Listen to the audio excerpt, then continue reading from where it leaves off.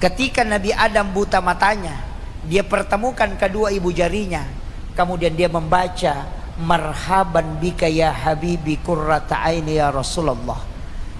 Dalam riwayat disebutkan, siapa yang membaca doa ini ketika muazzin mengucapkan asyhadu anna Muhammadar Rasulullah, dia mempertemukan kedua kuku ibu jarinya, kemudian dia ciumkan ke hidungnya, kemudian dia usapkan ke matanya 3 kali sambil membaca doa ini, maka insya Allah orang itu tidak akan buta matanya hingga dia meninggal. Itulah yang dipakai supaya kita tidak pakai kacamata. Ketika muazzin mengatakan asyhadu anna Muhammadar Rasulullah, maka pertemukan kedua ibu jari, cium di hidung, kemudian baca marhaban bika ya habibi qurrata aini ya Rasulullah, kemudian usapkan ke mata 3 kali. Saya pernah juga dapat ilmu dari salah seorang mursyid tarekat. Kalau tidak hafal itu bisa pakai yang kedua. Apa itu?